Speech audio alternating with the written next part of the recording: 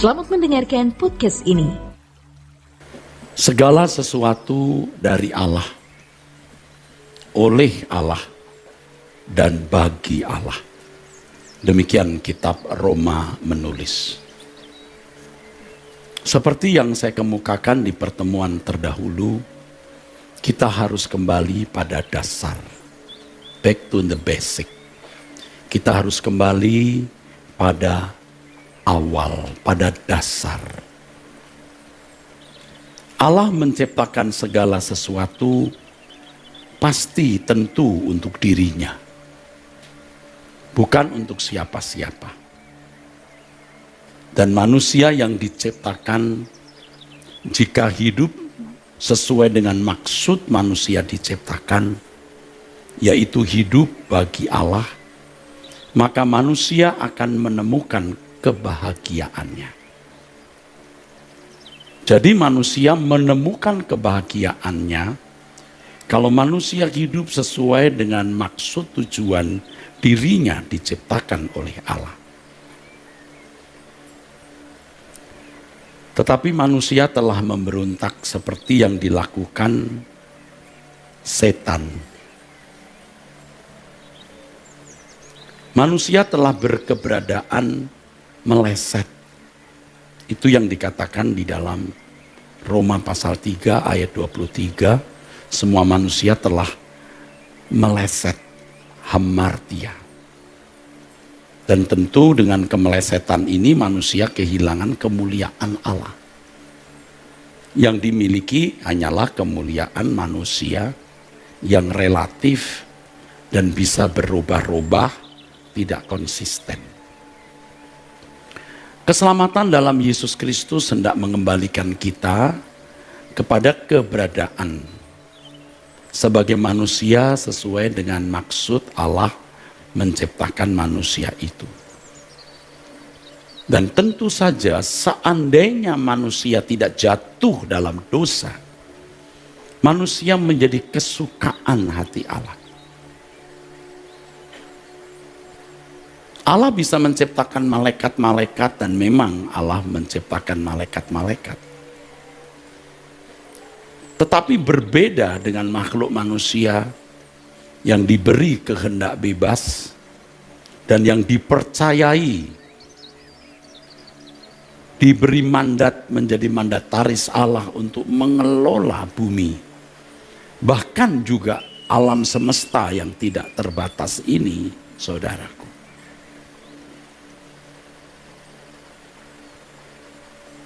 Manusia adalah makhluk yang penting dan juga dirancang untuk menerima otoritas. Istilahnya manusia itu someone. A person of importance or authority. Manusia yang manusia adalah seseorang yang penting dan memiliki otoritas. Dan jika manusia tidak memberontak kepada Allah dan memenuhi apa yang Allah kehendaki, seperti yang tadi saya katakan, manusia menjadi kesukaan Allah. Dan tidak berlebihan kalau dikatakan manusia menjadi kesukaan Allah lebih dari apapun yang Allah miliki dan Allah ciptakan. Tetapi manusia telah memberontak. Rencana Allah gagal untuk sementara atau tertunda. Manusia yang mestinya menjadi kesukaan hati Allah, manusia mencari kesukaannya sendiri.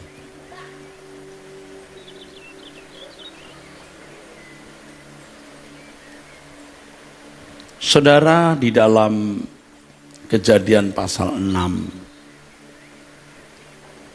ada satu kalimat yang ditulis. Ada seorang yang bernama Nuh. Nuh seorang yang Alkitab katakan sebagai seorang yang benar dan tidak bercela di antara orang-orang sezamannya, dan Nuh itu hidup bergaul dengan Allah. Nuh ini disebut atau diberi nama Nuh karena Nuh menjadi atau memberi penghiburan, saudaraku. Saya yakin, saya percaya, dan ini tidak berlebihan. Kalau Nuh di antara manusia-manusia yang rusak pada waktu itu, manusia-manusia yang bejat, yang Alkitab catat begini. Ayat yang kelima dari Kejadian pasal 6. Ketika dilihat Tuhan bahwa kejahatan manusia besar di bumi, dan bahwa segala kecenderungan hatinya selalu membuahkan kejahatan semata-mata, maka menyesallah Tuhan bahwa Tuhan, dalam hal ini T besar Yahweh, bahwa Yahweh telah menjadikan manusia di bumi, dan hal itu memilukan hatinya. Memilukan hatinya. Di tengah-tengah manusia yang rusak dan bejat, ada sosok manusia yang pasti dengan perilaku hidupnya ini menjadi kesukaan hati Allah dan juga menjadi penghiburan hati Allah. Di tengah-tengah dunia yang jahat dan gelap itu, ada sosok manusia yang menjadi kesukaan hati Allah dan menghibur hati Allah. Setelah itu hampir tidak ditemukan manusia seperti itu. Sampai di Injil Matius pasal 3 ayat 17, Allah mendeklar satu sosok pula yang menjadi kesukaannya. Inilah anakku yang kukasihi, kepadanya aku berkenan. Ada sosok yang menyukakan hati Allah. Tentu Yesus yang di dalam Ibrani 2 ayat 17 dalam segala hal disamakan dengan manusia, memiliki peluang untuk berbuat salah, tetapi Yesus memilih taat. Bahkan di puncak penderitaannya ketika ia nyaris meninggalkan tanggung jawab dengan mengatakan, jikalau boleh cawan ini lalu daripadaku, ia tetap mengakhiri dengan satu komitmen, bukan kehendakku yang jadi, tetapi kehendakmu lah. Bahkan lagi saudaraku, ketika ia ada di salib, di dalam penderitaan yang hebat, Allah Bapa meninggalkan dirinya dan dia berseru, bukan bersandiwara, Allahku, Allahku, mengapa engkau tinggalkan aku? Eloi, Eloi, lama sabachthani. Ia tetap mempercayai Allahnya. Allah yang layak dipercayai walau dalam keadaan ia ditinggalkan. Ke dalam tanganmu kuserahkan nyawaku. Ia tidak meragukan Allah. Yesus menjadi kesukaan hati Allah dan menjadi penghiburannya. Alkitab mencatat bahwa dia telah berhasil menjadi manusia sesuai rancangan Allah semula yang dinyatakan Bapa berkenan. Yang karena kesalehannya ia dibangkitkan. Ia menjadi yang sulung di antara banyak saudara. Artinya dia memulai sejarah kehidupan, sejarah kerajaan sorga, kerajaan Allah dan bumi. Ada satu manusia yang berhasil menjadi kesukaan hati Allah dan penghiburan hati Allah. Lebih dari Nuh. Dan karena dia telah berhasil, dia bisa menjadi pokok keselamatan. Artinya dia menjadi composer, penggubah, sekaligus menjadi teladan yang memulai manusia lain juga mengikuti jejaknya. Siapakah manusia lain yang mengikuti jejaknya? Tentu orang-orang yang sungguh-sungguh mau berjuang untuk serupa dengan dia. Pertanyaan penting yang harus kita kemukakan kepada diri kita sendiri dan benar-benar kita persoalkan. Apakah kita memiliki pertumbuhan, perubahan positif, progresivitas, makin hari makin serupa dengan Yesus? Sepikiran, seperasaan dengan Allah, dan segala sesuatu yang kita lakukan selalu sesuai dengan pikiran dan perasaan Allah.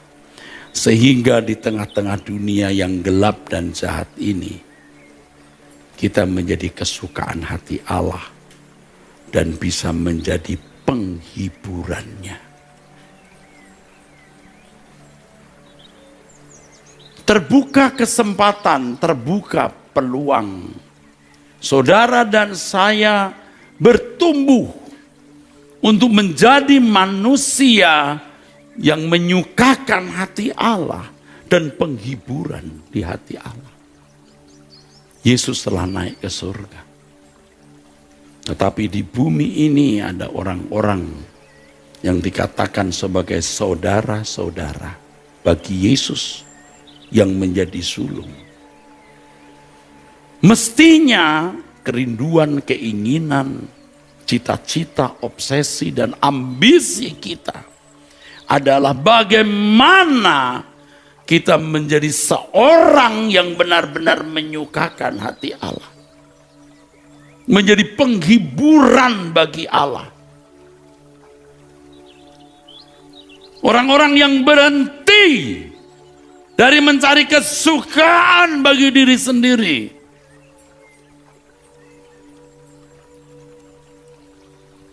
Orang yang berambisi kuat bagaimana menjadi kesukaan hati Allah dan menghibur hatinya. Yesus sudah di surga, tapi di bumi ada orang-orang yang telah menemukan jejak Tuhan dan mestinya mengikuti jejak Tuhan, saudara. Saudaralah dan sayalah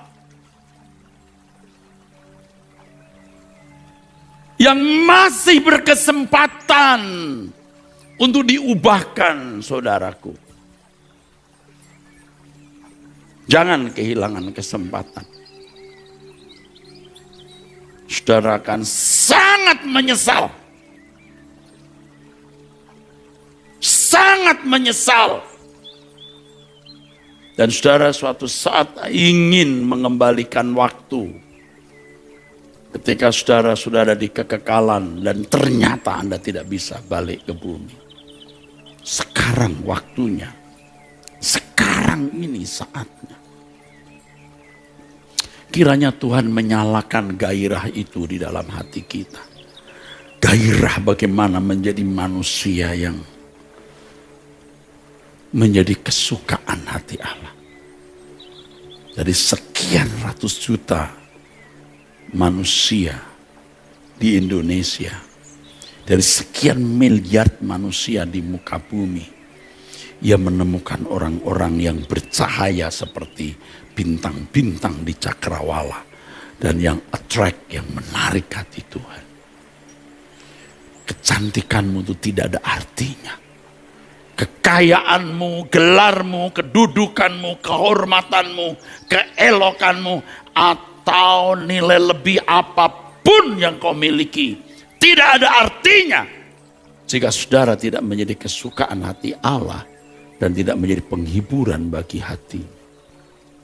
Suatu hari nanti saudara baru menyesal bahwa ternyata semua keberhasilanmu, semua kemegahanmu, semua kebahagiaanmu di bumi hanyalah mimpi buruk yang kekal.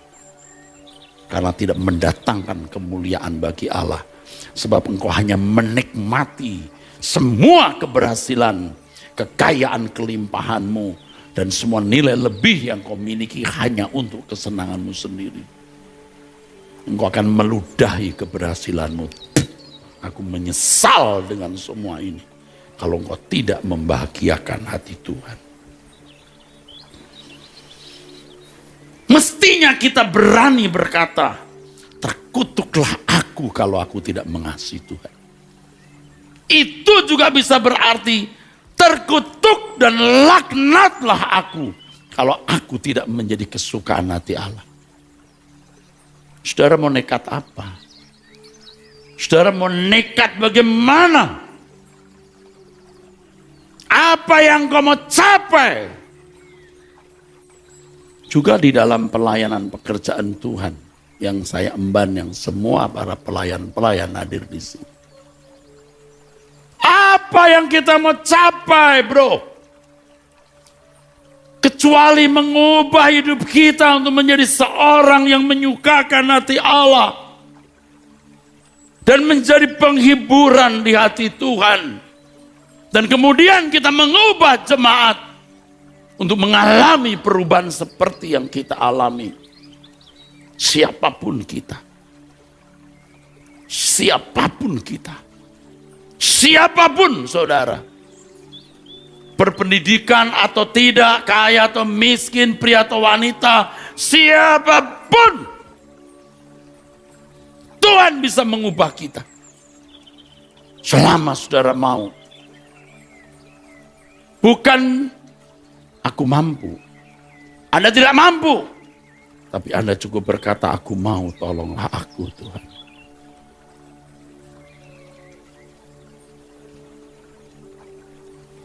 Yang satu ini kita mempersoalkan kuasa Allah. Artinya dia mampu membuat kita berubah. Kita punya banyak persoalan, kita membutuhkan kekuatan, kekuasaan mujizat Tuhan untuk yang mustahil menjadi tidak mustahil. Tetapi lebih dari semua yang kita butuhkan ketidakmustahilan dari Allah adalah perubahan untuk menjadi manusia yang menyukakan hati Allah.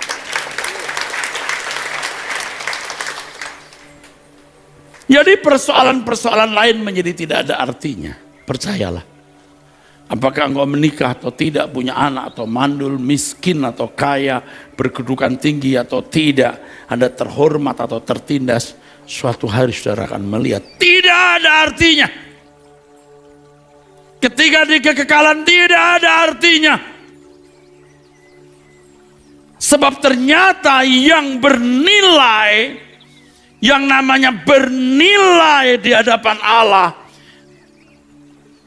itu hanya mereka yang menjadi kesukaan. Suka-suka Allah karena segala sesuatu dari Dia, oleh Dia, dan bagi Dia. Apa yang bernilai itu hanya satu, yang menjadi kesukaan Allah. Hanya satu, yang menyenangkan Dia. Yang menghibur hatinya. Ya tidak lihat paras kita. Cantikmu tidak bernilai. Gantengmu tidak bernilai. Kekayaanmu, kehormatanmu, kecerdasanmu tidak bernilai. Kalau itu tidak menjadi kesukaan hati Allah. Jangan sombong. Jangan sombong. Saudara nothing. Tapi menjadi someone. Kalau saudara menjadi penghiburan hati Allah.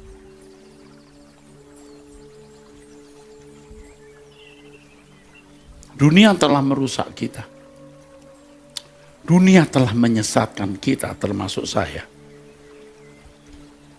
Studi, sekolah tinggi teologi, merintis jemaat, melakukan berbagai kegiatan pelayanan, memang menjadi besar dan bisa dikatakan sukses. Saya kibarkan bendera Kristus. Tapi juga saya kibarkan benderaku. Ku kibarkan benderaku juga. Dan itu mengganggu perasaan Tuhan. Dan saya tidak mengerti waktu itu Tuhan begitu lembut, tidak memaksa saya untuk menurunkan benderaku. Ia membiarkan aku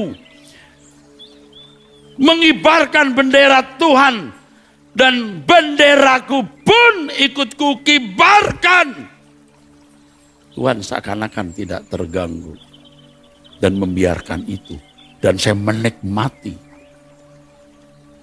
Kadang-kadang tanpa sadar benderaku lebih tinggi dari bendera Tuhan, tahu? Tuhan tahu. Sampai waktu kemudian menjawab setelah melewati berbagai pergumulan hidup yang tentu tidak bisa saya kemukakan di dalam 1 jam. Tetapi apa yang saya kemukakan ini paling tidak bagi yang bernurani bisa membaca peta perjalanan hidup saya. Tidak perlu saya membela diri, memberi nilai diri, tapi apa yang saya kemukakan, Anda pasti punya frekuensi. Dan kalau nuranimu baik, engkau punya frekuensi. Dan engkau bisa menangkap apa yang saya kemukakan ini, peta dari perjalanan hidup saya. Kalau saudara tidak bertobat, saudara celaka. Saudara sudah terlalu rusak, sampai tidak sanggup untuk tidak menyenangkan diri sendiri. Sudah jadi edik. Anda sakau tiap hari untuk mencari kesenangan. Dari soal kecil sampai soal besar. Sampai kemarahan pun dinikmati. Dibuatkan kopi oleh istri. Kemanisan marah, kepahitan marah. Dia nikmati. Dibuatkan kopi istri, pahit. Dia nikmati marahnya. Mam, ini jamu atau kopi? Tuh, senang dia. Ya udah, dikasih gula. Kemanisan. Mam, lu seneng gua diabetes mati dulu biar kawin lagi. Tuh, lihat, setan gak nih orang-orang ini? Ini belum yang main pukul, main perempuan, main judi. Setan. Tapi itu ekstrim, yang gak ekstrim ya. Anda kelihatan baik-baik, normal, bermartabat di mata manusia. Tapi Anda tidak melakukan ketepatan bertindak seperti yang Allah kehendaki. Itu tidak membahagiakan hati Allah. Jangan sombong. Jangan sombong. Hanya nunggu waktu. Hanya nunggu waktu Anda terbujur kaku. Lalu Anda menghadap Tuhan. Seberapa engkau punya ketepatan hidup. Kalau orang di sana tidak mau ngerti yang saya ngomong. Karena mereka sudah diracuni oleh iblis. Itu pendeta, biasa begitu. Dia ngomong, gak sesuai perbuatannya. Dia ngomong, cari uang di balik itu. Dia ngomong, dia nakut-nakutin jemaat tuh. Setan sudah merusak pikiran mereka. Kita gak usah pusing, saudara. Anda mesti punya nurani untuk menangkap kebenaran atau dusta. Jangan sombong. Saudara yang muda-muda, Anda tidak terlalu dini untuk bertobat dan mencari ketepatan hidup sesuai dengan kehendak Allah. Karena kalau waktu berlalu, engkau tidak bisa diperbaiki lagi. Bapak Ibu yang sudah umur, terus terang ya, banyak saudara yang sudah ibarat orang sakit itu akut dan stadium-stadium akhir. Tapi tidak ada yang mustahil bagi Tuhan. Orang seperti saya lebih sulit bertobat. Kenapa? Pintar berteologi. Berprestasi dalam pelayanan. Ngusir setan. Pernah membuat mujizat. Jadi pemimpin. Lebih sulit bertobat, saudaraku. Tapi saya memilih bertobat. Sometimes I think that I have to start from zero. Sering saya berpikir dan merasa saya harus mulai dari nol. Supaya apa yang saya sampaikan bukan apa yang saya baca di buku. Bukan apa yang saya dengar dari orang, tapi apa yang Allah mau katakan. Jadi ibu-ibu jangan konyol. Ya, hidupmu sudah susah, mati masuk neraka lagi. Ngerti maksud saya? Cari Tuhan. Gimana Pak caranya cari Tuhan? Ikuti terus Turut ID, ikut doa bersama. Nanti saudara akan tahu. Kalau Allah katakan carilah dahulu kerajaan Allah dan kebenarannya, semua akan ditambahkan. Artinya prioritaskan Allah. Dari memprioritaskan Allah, nanti Anda akan tahu satu-satunya itu kerajaan Allah yang kau cari. Kalau sekarang anak kadang-kadang belum mengerti satu-satunya itu kerajaan Allah. Nah, murid-murid Yesus sendiri ikut Yesus pada mulanya kan cuma mau mengubah nasib. Mereka berharap, mereka memiliki konsep Yesus itu akan menjadi raja duniawi. Seperti Herodes, seperti Kaisar Nero. Tidak heran kalau murid berkelahi satu dengan yang lain dan memperkarakan siapa yang paling besar di antara mereka. Tapi Tuhan Yesus diam, ya, sabar. Sampai akhirnya mereka berubah. Sampai akhirnya mereka berubah. Termasuk Petrus. Yang akhirnya di dalam suratnya 2 Petrus pasal maksud saya 1 Petrus pasal 1 ayat yang keempat, dia nulis harta kita di surga. Kita menerima bagian yang tidak layu, yang tak dapat binasa, yang tersimpan di surga. Lalu ayat yang ke-12, 1 Petrus 1 ayat 12, letakkanlah seluruh pengharapanmu pada kedatangan Yesus. Hanya itu. Tidak ada yang kau nantikan kecuali itu. Tapi bagaimana mereka tahu pada mulanya? Tidak tahu. Carilah dahulu kerajaan Allah dan kebenarannya, maka semua akan ditambahkan. Cari dulu, prioritaskan. Tapi the end, pada akhirnya, the kingdom of God only. The kingdom of God only. Pada akhirnya begitu. Pada akhirnya Tuhan menantang. Kamu tak dapat mengabdi kepada Tuhan, dua Tuhan. Kamu tak dapat mengabdi kepada dua Tuhan. Aku Tuhanmu atau yang lain. Matius pasal 6 ayat 24. Lukas 14 ayat 33. Kalau kamu tidak melepaskan dirimu dari segala milikmu, kamu tak dapat jadi muridku. Matius pasal 19, ketika ada orang datang minta supaya dia memiliki hidup yang kekal, Tuhan Yesus berkata, jual segala milikmu, bagikan kepada orang miskin, datang kemari ikutlah aku. Dia pikir seperti orang-orang Yahudi, menikmati dunia tapi bertuhan juga. Kalau Tuhan begini, kalau kamu bertuhan, kamu tidak boleh punya kesenangan apapun kecuali aku. Paulus ngerti, maka Filipi 3 dari ayat 7 sampai 7-8 dia mengatakan semua yang dulu merupakan keuntungan bagiku, kau anggap rugi. Ternyata itu merugikan, membuat aku binasa. Rugi kan? Maka aku melepaskan semua dan menganggapnya sekubalan sampah. Supaya aku memperoleh Kristus. Kalau kamu tidak melepaskan semuanya, kamu tidak memperoleh Kristus. Kamu lepaskan semua atau tidak usah sama sekali. Tuhan yang bicara, bukan beta. Ini Injil yang benar tuh begini. Kalau sekarang ada orang yang Kristen juga, dunia juga, setan.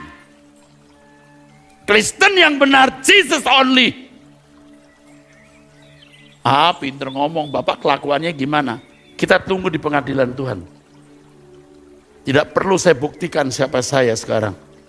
Dan kalau saya mencoba membuktikan siapa saya akan sangat berdosa. Tidak perlu.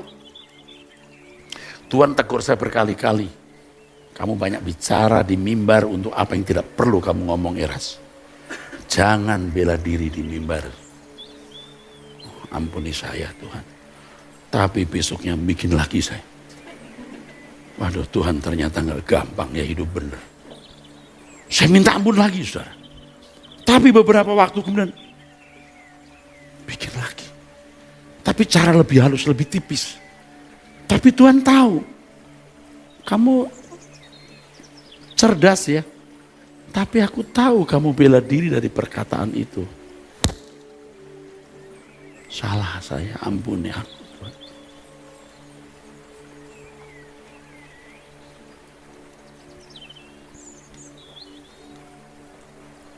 Kristen yang benar ternyata begitu. Waduh, Pak Eras. Kalau Kristen begitu, siapa yang mau ikut? You pasti nggak baca Alkitab. Dari dulu sudah begitu. Dari dulu. Jika demikian Tuhan, Matius 19, siapa yang selamat? Itu maksudnya. Lalu Tuhan menjawab, bagi manusia mustahil, bagi Allah tidak ada yang mustahil. Artinya Allah akan memampukan. Kalau dilihat atau ditinjau dari cara berpikir filosofi hidup manusia sekarang, Kristen itu benar-benar gila. Tidak waras, tidak wajar, Pak. Kristen yang wajar, yang tidak gila, itu Kristen palsu. Kristen yang tidak wajar, itu Kristennya Yesus. Itu Kristen yang benar-benar tidak waras. Tapi itu yang normal di mata Allah. Pak Eras ini ajaran baru atau ajaran Alkitab? Capek deh.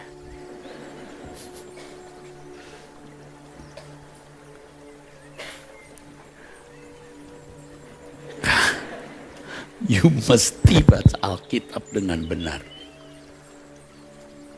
Ya Alkitab kan zaman dulu Pak, hidup orang waktu itu beda dengan hidup kita hari ini. Kebenaran itu dinamis, saya tahu. Bisa fleksibel, bisa. Tapi tidak konformis. Dinamis. Bisa berubah sesuai dengan keadaan dalam arti tidak menghilangkan prinsip. Jadi tidak pernah konformisme. Dinamis dan bisa fleksibel. Kalau Yesus mengajarkan apa-apa yang tidak bisa kita lakukan di dunia kita hari ini, ya nggak fleksibel. Misalnya, laki-laki rambutnya harus panjang misalnya. Jadi nggak fleksibel di dunia kita. Perempuan pakaiannya harus begini. Dunia udah berubah. Itu hal nggak prinsip Pak. Jadi nggak fleksibel. Makanya Kristen itu kalau tidak dipahami intinya, esensinya, ngawur orang. Dipikirnya Kristen itu tidak bermoral, tidak berhukum, anomia. Kristen kan nggak dilarang pakai pakaian apa saja. Emangnya ada aturan kalau pakai pakaian harus 40 cm di bawah lutut? Nggak, jadi orang pakai rok mini. Bebas. Saya pertama lihat rok mini itu yang sampai itu di Eropa. Pertama saya di Eropa. Pakai rok kayak nggak pakai celana. Mana kakinya panjang-panjang kayak bangau lagi. Ya saya kaget. Waktu itu saya masih muda. Saya pergi dibawa satu rombongan yang mereka orang-orang Kristen. Saya masih pendeta muda atau apa tuh. Saya pendeta satu-satunya yang dibawa gitar, ajak menyembah gitu. Saya lihat begitu, hah? Ya pura-pura saya nggak lihat. Begitu meleng saya lihat. Begitu orang pada meleng lihat apa, saya lihat lagi. Wah. Waduh. Jadi nggak bermoral. Mana pakai pakaian mini begitu, sepatunya hak tinggi. Nggak ngerti nih maksudnya ini. Jangan ketawa, ini serius ini. Wah, orang Kristen seperti nggak bermoral. Kesucian bukan pakai pakaian ya. Tapi kalau kamu pakai pakaian lalu menjadi batu sandungan, jadi dosa. Kan dulu kalau di gereja-gereja karismatik Pentakosta, tidak boleh pakai kulot. Mungkin nggak semua gereja Pentakosta begitu, tidak boleh pakai kulot. Tidak boleh pakai kulot, tidak boleh pakai celana panjang bagi perempuan. Coba. Majelis-majelisnya kalau perjamuan kudus harus baju putih. Kaos tangan putih, baju putih. Biasanya rambutnya putih juga. Udah tua. Ya enggak apa-apalah itu. Tapi hari ini ke gereja celana panjang wanita. Pakai kulot lebih aman. Loh, kulot kalau jatuh, tutup. Nah kalau rok kan, biar. Mestinya lebih aman pakai kulot kan. Tapi dulu pakai kulot itu dianggap nggak sopan. Jadi nggak fleksibel dong, paham maksudnya? Nggak fleksibel, saudaraku. Nah, kebenaran Kristiani itu fleksibel dan dinamis.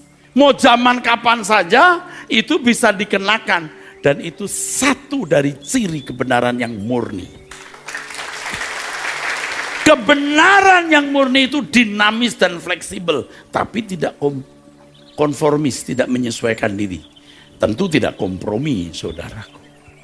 Nah, di sini Bapak Ibu Saudara sekalian harus mengenali esensi Injil. Esensi Injil itu moralnya itu pikiran perasaan Allah. Esensinya itu. Misalnya penginjil suatu hari harus menginjil ke Papua, Baliem ya. Di sana Anda pakai baju begini dikira menghina, ya mau tidak mau penginjil pakai koteka. Apakah dosa? Ya tidak. Akhirnya penginjil itu masuk angin terus. Wah, dia berpikir kalau tahu begini aku dari Jakarta bawa pralon. Pralon yang gede bulat gitu loh maksudnya. Terus dilubangin jalannya begini.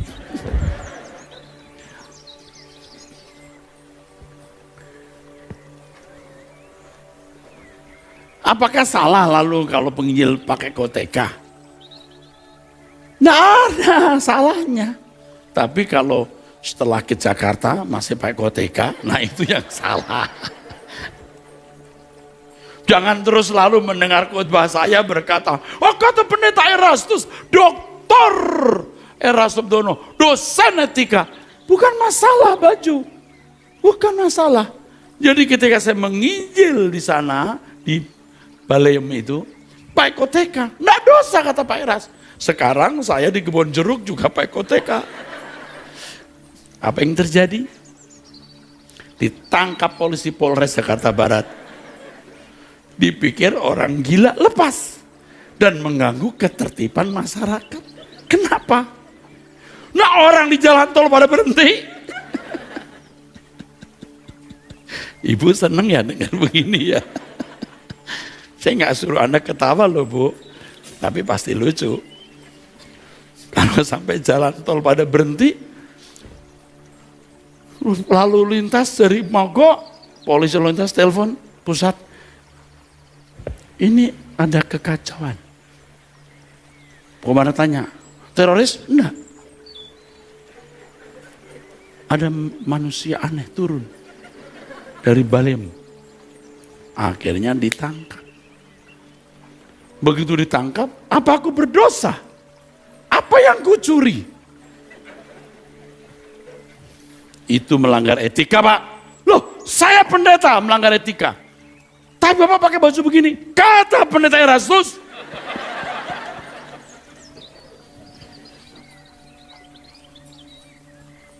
Salah dia. Saudara ya pakai rok lalu terlalu ketat. Itu pun juga kalau itu menimbulkan sesuatu yang membuat orang lain tersandung, ya jangan lakukan. Jangan terus, ya biar saya ketat Pak, hati saya nggak ketat deh. Maksudnya apa sih itu? Bapak tahu nggak Pak Eras, biar saya telanjang terbuka begini Pak. Wah kelihatan ini, kelihatan itunya. Bapak tahu, hati saya bersih. Dibungkus dengan darah Yesus. Loh, kalau hatimu bersih dibungkus darah Yesus, kamu nggak terbuka begini. Apalagi kalau sudah jadi singer, nggak boleh. Mana nyanyi pakai begini-begini lagi. Saya kadang-kadang lihat ya, ada yang itu nyanyi ya. Nyanyi terus tamborin ya. Memang pakai rok panjang, tapi kayak muter gini, ser gitu. Kan dia terbuka. Kasihan bapak-bapak yang duduk depan.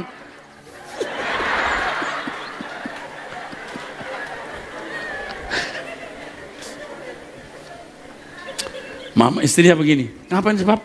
Enggak, narinya bagus banget.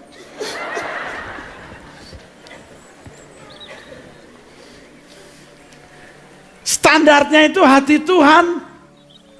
Tamborin nggak salah, rok panjang nggak salah. Tapi jangan pakai muter gitu, muter pelan aja begini. Cek. Jangan cek. Sebentar, kenapa tepuk tangan?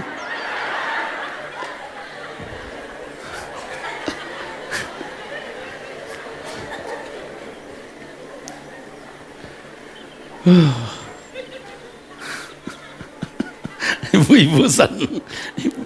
Ibu-ibu seneng loh. Apalagi anak-anak muda. Lagi om, lucu lagi om.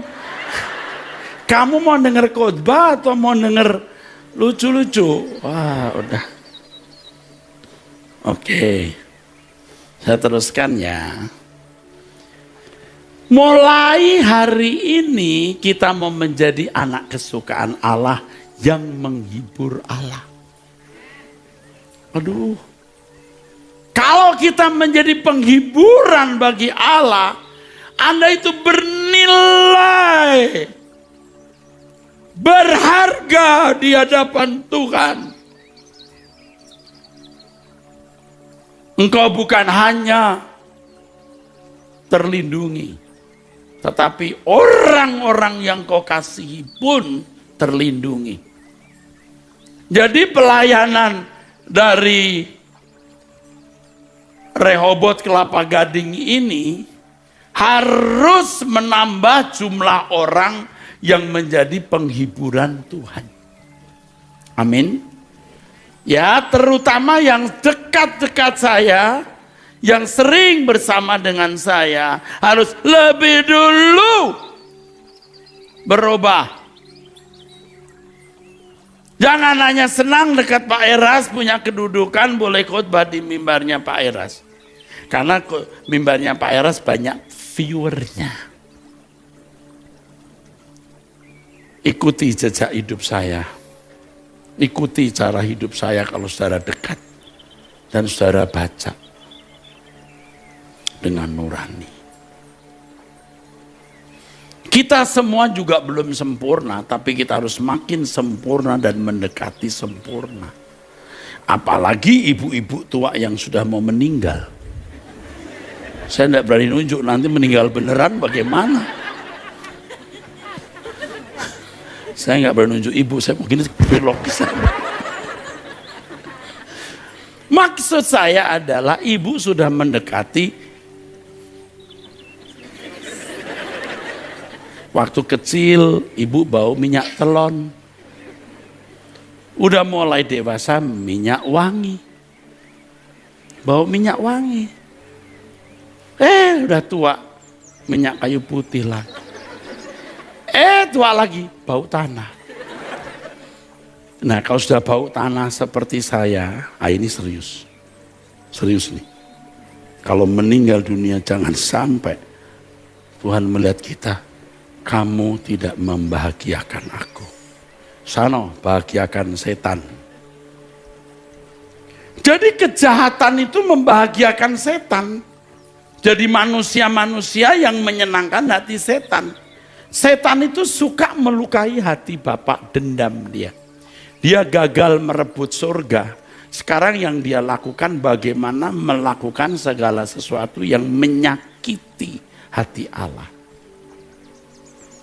Sama seperti kalau menantu atau mertua yang berkelahi, ya misalnya menantu tidak berhasil merebut kekayaan mertua, ya udah nggak mungkin merebut. Tapi yang dia lakukan adalah bagaimana menyakiti hati mertua.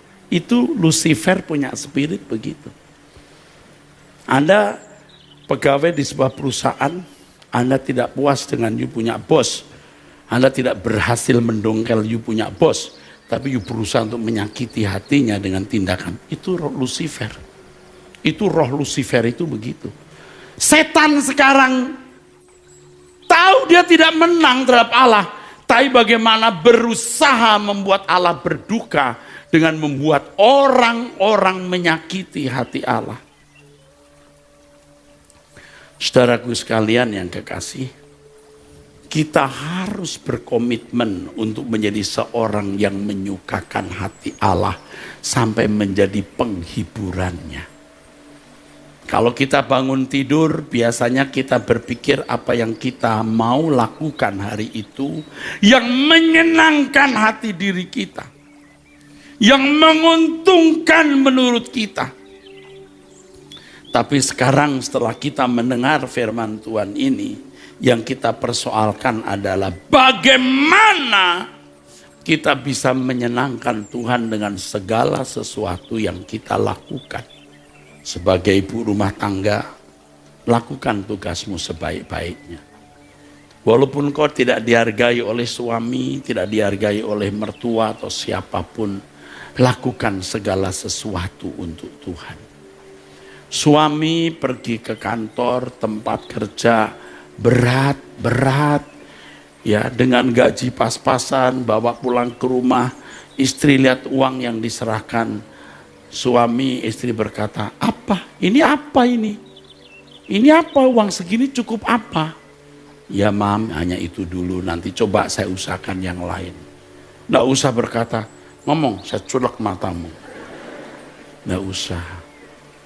Itu setan itu menguasai istri.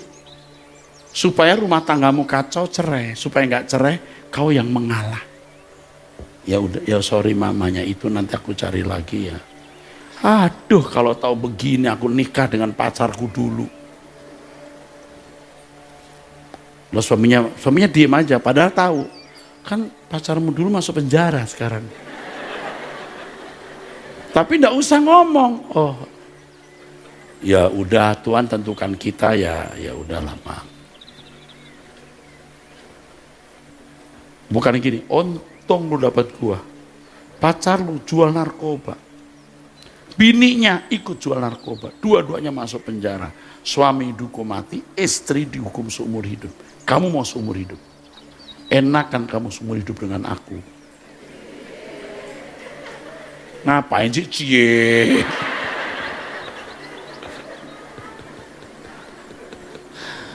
Aduh. Jangan menimbulkan kemarahan. Ada loh menantu-menantu yang aduh terhadap mertuanya bengis. Mertua tenang saja. Dia kasar. Dalam hati begini, aku gak lama lagi. Atau mertua yang jahat terhadap menantu. Menantu diam saja. Mudah-mudahan mama panjang umur. Loh, ini serius ini. Mudah-mudahan mama panjang umur. Maksudnya biar panjang umur ikut Truth ID bertobat. Itu maksudnya. Yang tepuk tangan ini pro Truth ID. Jadi saudaraku, kita harus berkomitmen untuk bisa menjadi penghiburan di hati Allah. Kita minta, Tuhan lebih dari apapun yang kumohon, jadikan aku anak kesukaanmu yang menghibur hatimu Tuhan. Dan ini akan menjadi kebahagiaanmu. Ketika engkau membahagiakan Tuhan, ini kebahagiaanmu dan kehormatanmu. Saya khotbah ini bukan hanya untuk saudara, tapi juga untuk diri saya sendiri. Sungguh saudaraku, saya rindu hidup saya menjadi penghiburan. Supaya setiap kali saya berkhotbah seperti sekarang ini, benar-benar mulutku menjadi mulutnya Tuhan. Dan saudara benar-benar diubah oleh Tuhan. Nggak usah muluk-muluk jadi Kristen, mesti jadi aktivis setelah jadi pendeta. Nggak perlu, tidak harus. Tetapi kita menjadi anak kesukaan Allah dan menjadi penghiburannya. Apapun keadaanmu, Tuhan bisa mengubah hidupmu menjadi anak-anak kesukaan Allah. Amin.